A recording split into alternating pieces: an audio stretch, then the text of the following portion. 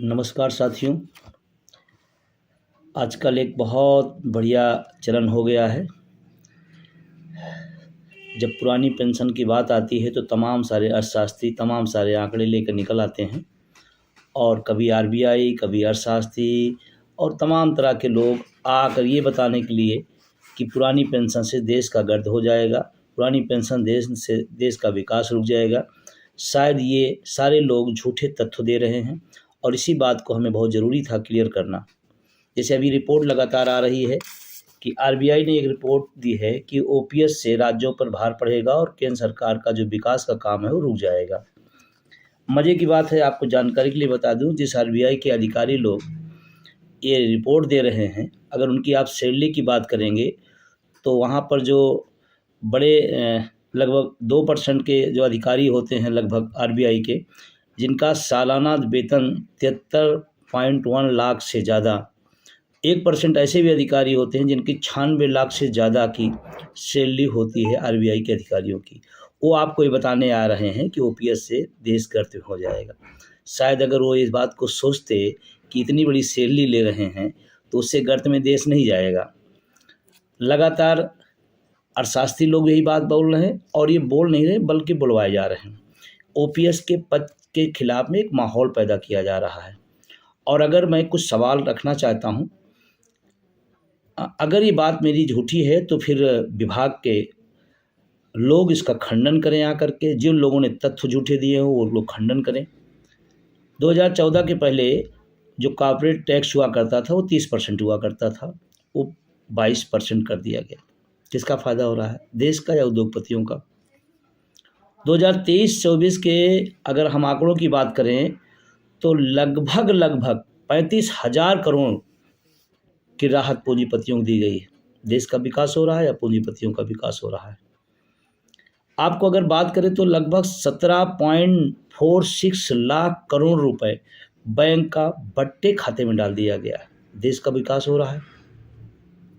तमाम सारे ऐसे आंकड़े हैं जो झुठला रहे हैं इस बात को कि पुरानी पेंशन से देश के विकास नहीं रुकने वाला है बल्कि देश का विकास होने वाला है, जबकि लगातार तमाम माध्यमों से झूठ फैलाया जा रहा है। और जो लोग फैला रहे हैं वो तो खुद बड़ी सैलरी ले रहे हैं।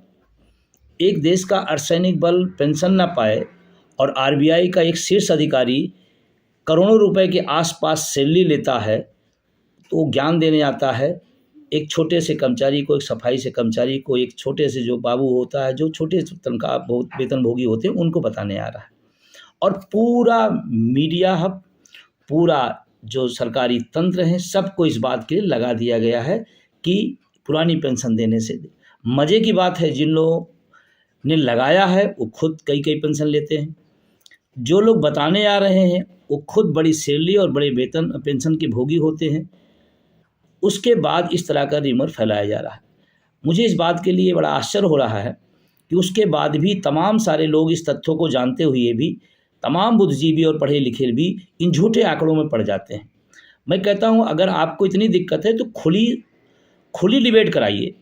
आरबीआई के लोग बैठें, जो इस आंदोलन को लड़ रहे हैं वो लोग बैठें, सरकार के नुमाइंदे बैठें, तथ्य जनता के सामने आए, पता चले कि क्या पुरानी पेंशन से इस देश का बेड़ा गर्क होगा या जो तमाम हजारों करोड़ रुपए की पूंजीपतियों को माफ़ किए जा रहे हैं उससे बेड़ा गर्क हो रहा है।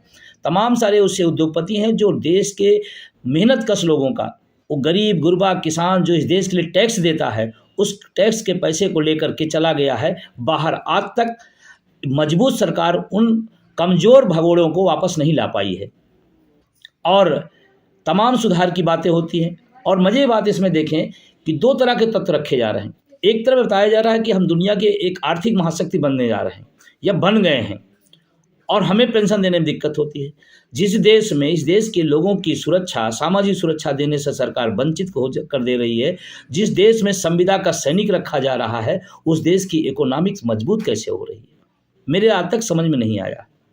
और या तो दोनों बातें एक साथ ना कही जाए, या तो कहा जाए कि हाँ देश आर्थिक संकट में है, आप लोग भी इसमें मदद करिए, एक तरफ आप दूसरी ढूंढ बातें किएंगे और तमाम सारी ऐसी ऐसी योजनाओं में इस देश के मेहनतकश लोगों के टैक्स का पैसा फूंका जा रहा है जिसका इंतहा नहीं है। और मैं पूरी जिम्मेदारी के साथ ये बात कहना चाहता हूँ, इस देश में मैं फिर एक बात उठाऊंगा, चुनावी बांड इस देश का सबसे बड़ा भ्रष्टाचार है, जिसको छिपाया जा रहा है, जिसको बताया नहीं जा रहा है। एक बार जितने भी अर्थशास्त्री हैं, जितने भी वित्त विभाग के जानकार लोग हैं, आरबीआई के लोग हैं, मैं उनसे निवेदन करना चाहता हूं कि इस पर एक रिपोर्ट प्रस्तुत करें और जनता के सामने लाएं। दूसरी बात, इस देश के नेताओं की सुरक्षा में कितना पैसा खर्चा हो रहा है, उनकी सुविधाओं पर कितना पैसा खर्चा हो रहा है, इस पर भी आरबीआई अपनी रिपोर्ट प्रस्तुत करे। अपनी सुख सुविधाओं पर आरबीआई खुद कितना पैसा खर्चा करा, इसकी भी रिपोर्ट प्रस्तुत करे, क्योंकि आरबीआई का पैसा नहीं है, वो इस देश के मेहनतकश लोगों का पैसा है, जो इस देश के लिए योगदान देते हैं, उनका पैसा है। ये किसी एक राजनेता या किसी मुख्यमंत्री या प्रधानमंत्री का पैसा नहीं है, आरबीआई के गवर्नर का पैसा नहीं, इस देश के मेहनतकश लोगों का पैसा है जो टैक्स देते हैं। और अगर टैक्स दे रहे हैं तो हिसाब लेने की भी उनका अधिकार है।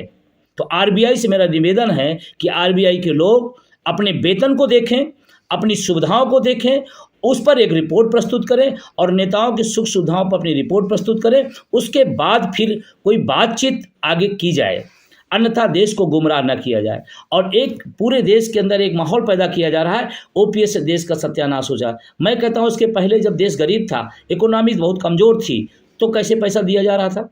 और फिर मैं तो ये महत्वपूर्ण इकोनॉमिक्स किस काम की भाई, मजबूत अर्थव्यवस्था किस काम की, उस काम की देश में देश की रक्षा के लिए संविदा पर सैनिक अग्निवीर रखे जाएं, देश के अर्धसैनिक बलों को पुरानी पेंशन से वंचित कर, किस मजबूती की बात, कौन सी अर्थव्यवस्था मजबूत हो रही है।